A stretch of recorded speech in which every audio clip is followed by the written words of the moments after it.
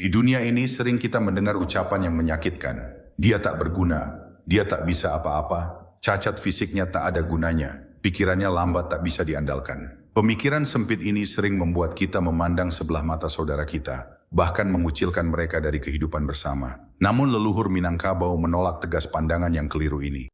Mereka meninggalkan warisan kearifan yang luar biasa, yang masih sangat relevan hingga hari ini.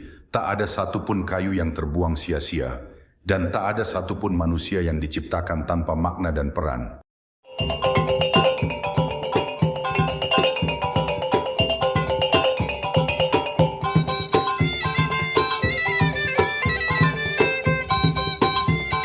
Assalamualaikum warahmatullahi wabarakatuh. Sairiang balam jo barabah. Barabah lalu balam mandi. Sairiang salam sarato sambah. Sambah lalu salam kumbali. Sakilat ambiak kasalendang. Dibawa anak turun mandi. Jo adat ambo makapalang. Jo agamo nan Jawa sakali. Salam hormat dan kasih sayang tulus kami sampaikan kepada seluruh keluarga besar Minangkabau, baik yang masih menetap di kampung halaman, maupun yang sedang berjuang di tanah rantau di seluruh penjuru negeri. Tak lupa juga untuk seluruh sahabat pencinta kearifan leluhur dan budaya luhur di Minang Mustika Jaya, dimanapun Anda berada. Kali ini kita akan membahas satu ajaran pusako yang sangat berharga, bahkan bisa menjadi panduan terbaik dalam dunia pengelolaan sumber daya manusia modern sekalipun.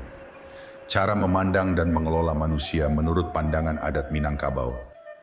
Berdasarkan kato pusako dan petuah turun-temurun yang diwariskan dari generasi ke generasi, setiap orang itu memiliki andil, peran, dan tempatnya masing-masing, sesuai dengan kapasitas, bakat, serta kemampuan yang telah Tuhan berikan.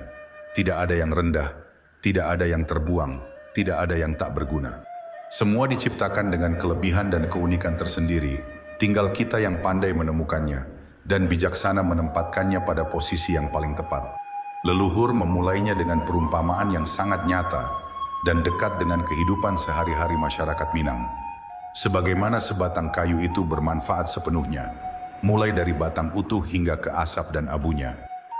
Tukang indak membuang kayu, nan bungkuak kasingka bajak, nan luruih katangkai sapu, nan satampok kapapan tuai, nan ketek kapasak sanggue, panarahan ka kayu api, angeknyo untuak basangai, asoknyo kapanyalayan, abunyo kapupuak padi. Mari kita telusuri maknanya satu persatu. Seorang tukang kayu yang sejati dan pandai tak akan pernah membuang kayunya, sekecil apapun ukurannya, seberbentuk apapun keadaannya. Jika seseorang hanya bisa memanfaatkan kayu yang lurus-lurus saja, belumlah ia disebut tukang yang benar-benar mengerti seluk-beluk pekerjaannya. Kayu yang bengkok atau melengkung, justru bentuk inilah yang paling pas dijadikan singka bajak, bagian yang diletakkan di tengkuk kerbau saat membajak sawah. Apa yang kita anggap cacat atau tidak sempurna, itulah yang menjadi kelebihan dan kegunaan utamanya. Kayu yang lurus dan rata, diambil bagian tengahnya untuk dijadikan tangkai sapu yang kuat dan nyaman digenggam. Potongan sebesar telapak tangan, dibentuk menjadi papan tuai atau ani-ani, alat sederhana namun sangat berguna untuk memotong bulir padi saat panen. Potongan kecil-kecil yang tersisa, diubah menjadi pasak sanggul atau tusuk rambut, agar ikatan rambut tak mudah lepas.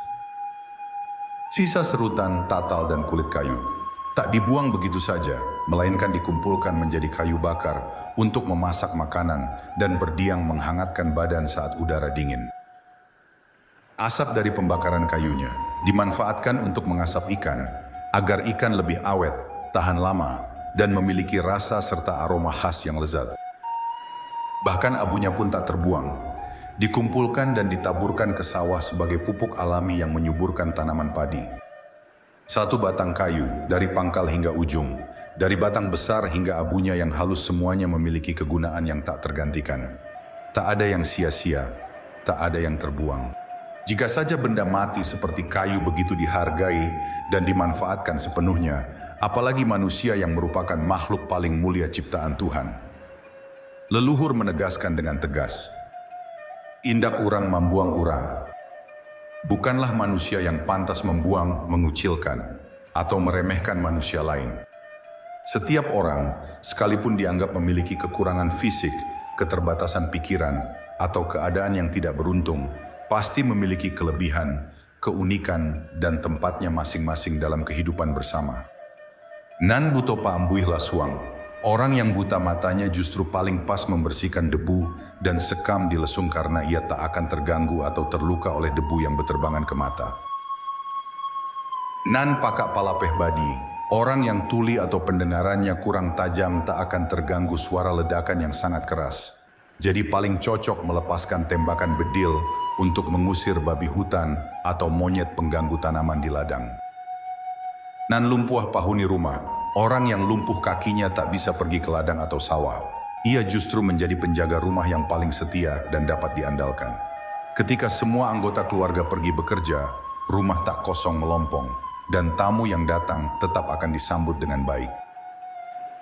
Nan kuaik pambau baban, yang memiliki tenaga besar dan tubuh kuat, tugasnya adalah memikul atau mengangkat beban berat yang sulit dilakukan orang lain. Nan patah pangajuik ayam, yang kakinya patah atau lemah, sehingga harus berpegangan tongkat. Tongkat itulah yang berguna untuk menghalau ayam atau ternak lain yang mendekati jemuran padi atau tanaman sayur. Nan binguang ka disuruah-suruah, yang pikirannya belum begitu tajam atau kurang pandai berdebat, biasanya sangat rajin, patuh, dan jujur sehingga sangat dipercaya untuk mengantar pesan atau melakukan tugas-tugas sederhana lainnya. Nan Cadiak lawan Barundiang, yang cerdas, pandai bicara dan bijaksana, ditunjuk menjadi juru runding atau juru damai untuk menyelesaikan perselisihan antar keluarga atau antar kaum. Nan Pandai Tampek Baguru, yang berilmu luas dan menguasai banyak hal, menjadi tempat kita menuntut ilmu dan bertanya hal-hal yang belum kita ketahui. Inilah inti pengelolaan manusia ala adat Minangkabau yang sangat indah dan penuh kasih sayang. Kita tidak menilai seseorang dari kekurangan atau kelemahannya, melainkan berusaha mencari kelebihan apa yang bisa ia berikan untuk kebaikan bersama. Pemimpin yang baik, penasihat yang bijaksana, ibarat tukang kayu yang pandai. Ia tak menyalahkan kayu yang bengkok, melainkan mencari kegunaan terbaik dari bentuknya. Ia tahu di mana letak kelebihan setiap orang dan menempatkannya pada tempat yang paling pas dan tepat. Seringkali saat kita menganggap orang lain tak berguna, sebenarnya kitalah yang belum pandai melihat nilai dan potensi yang tersimpan di dalam dirinya. Leluhur mengajarkan, hargailah perbedaan, terimalah keberagaman, manfaatkanlah kelebihan masing-masing, dan persatuan itulah yang membuat kita menjadi bangsa yang kuat, tak mudah terpecah belah. Filosofi ini juga mengajarkan kita untuk rendah hati. Sesungguhnya kita juga memiliki kekurangan, dan di saat yang sama kita juga memiliki kelebihan yang dibutuhkan orang lain. Tak ada yang lebih tinggi, tak ada yang lebih rendah, semua saling melengkapi, seperti bagian-bagian dari sebuah rumah gadang yang kokoh. Apakah Anda pernah melihat atau mengalami kebijaksanaan ini di lingkungan sekitar, di tempat kerja, atau di organisasi tempat Anda bernaung? Atau mungkin ada cerita menarik tentang bagaimana orang yang dianggap berbeda justru memberikan peran yang sangat berharga. Mari berbagi cerita dan pandangan Anda di kolom komentar, agar kita sama-sama belajar. Jangan lupa tekan tombol suka, bagikan kepada kerabat dan rekan kerja, serta berlangganan Minang Mustika Jaya untuk terus mendalami kearifan pusako leluhur Minangkabau yang tak lekang oleh waktu.